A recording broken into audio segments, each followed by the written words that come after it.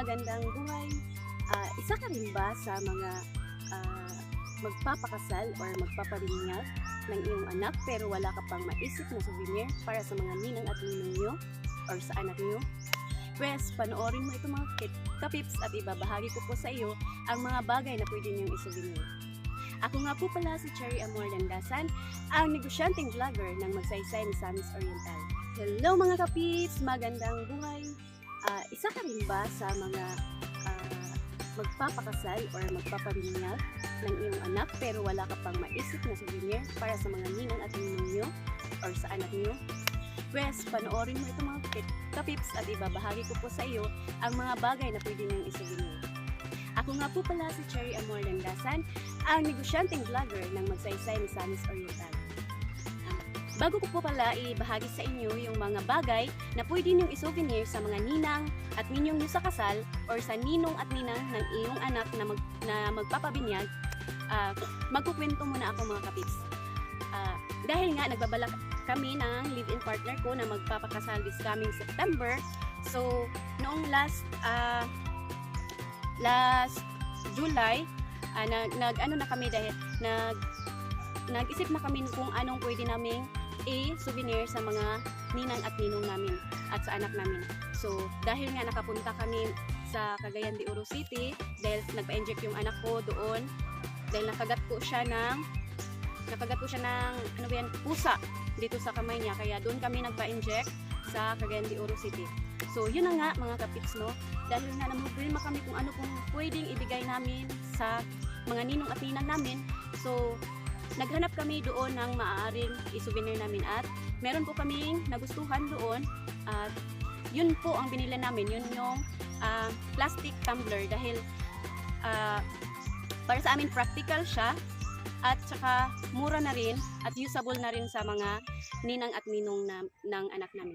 So, ito na nga mga kapips, ibabahagi ko na sa inyo yung mga bagay na pwede nyo i-souvenir sa ninang at ninong nyo sa kasal or sa ninong at ninang ng anak nyo sa pagpapabinyag niya.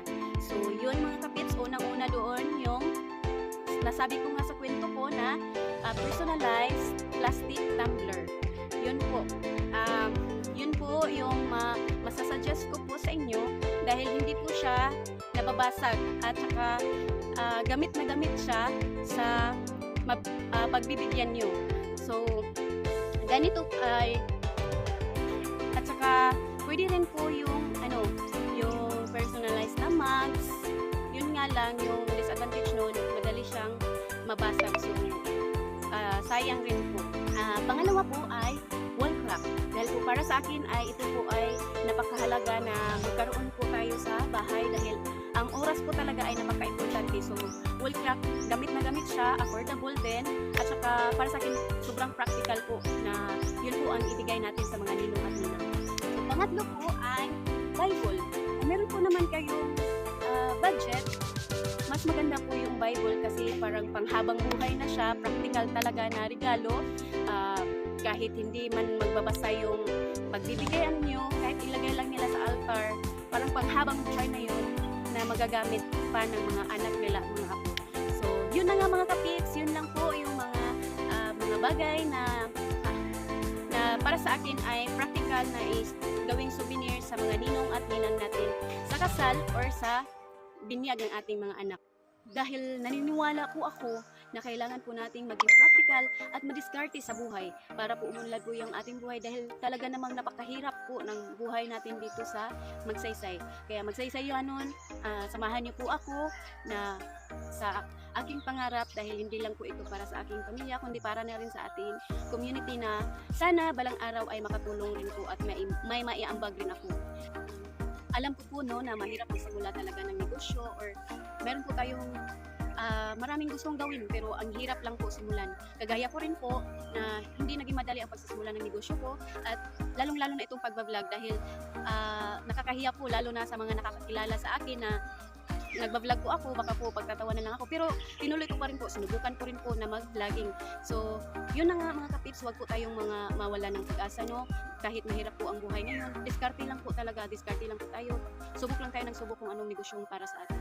So, oo nga pala, mga kapips, bago ko po makalimutan, about doon sa personalized na souvenir na pwede natin ibigay sa mga ninong natin sa kasal or sa pagbibinyag po ng ating mga anak. Meron po pala ako ditong sample na mga plastic tumbler nung sa kwento ko po na nabili namin sa Cagayan de Oro City. Ito nga po pala yung sample ng personalized plastic tumbler na sinasabi ko po. Yan po, meron po dyang sticker nakalagay, walang imposible sa taong madiskarte. Yan po yung mukha niya, napaka-practical po, hindi po yan pag nilagyan po yan ng tubig, hindi po yan naglilik. Maganda po yung covering niya. Saka yan, yung design cute po, para nice po siya para pang pang souvenir ng binyag. So yun. At saka meron po akong isang design dito na horizontal naman. Yun, magandang buhay kasi para sa akin yun po yung hinahangad ko para sa pamilya ko at para na rin sa community ko. Yung magandang buhay. Ganito rin po yung design niya. Ang cute. Tsaka hindi yan naglilik mga kapips oh. Sobrang ganda po ng niya, cover niya. At meron din po ibang kulay dito. Yan po. Yan, ganito po pala siya pag wala pa pong nakalagay na sticker. Yan. So, pwede po natin yang lagyan sa mga gusto mag-avail nito. Mag-send lang po kayo ng layout na gusto nyong ilagay. At yun ang ilalagay natin dito sa likuran niya. Yan. Ang ganda po nito kasi para talaga siyang pang souvenir. Meron na siyang packaging. At nakalagyan na lang rin natin dito ng ribbon na red. So, yun. Pwedeng-pwede na siyang pang souvenir ng ating mga ninong at ninang sa pagbibinyag. So, yun lamang mga kapips, no? Kung gusto nyo mag-avail, 95 pesos lamang yun. PM lang kayo or comment lang po kayo sa baba na bili ako. Limited lang po yung stock natin. Ito lang po yung stock natin dahil hindi na po tayo makakabili ng madali kasi ang layo po ng Cagayan de Oro dito sa ating lugar. So, yun lamang. Maraming salamat sa panunood at please like and share na rin ng ating video. Baka meron nangangailangan ng ganitong souvenir at lalo na't may libreng binyag ngayong fiesta August 16 sa poblasyon. So, paki-share na lang po para rin makatulong sa wala pang maisip na souvenir sa kanilang mga ninong at ninang. So, mga kapips, huwag lang po natin kalimutan na ang kasabihang walang imposible sa taong madiskarte. So, yun lamang po. Maraming salamat sa inyong panunood at magandang buhay po.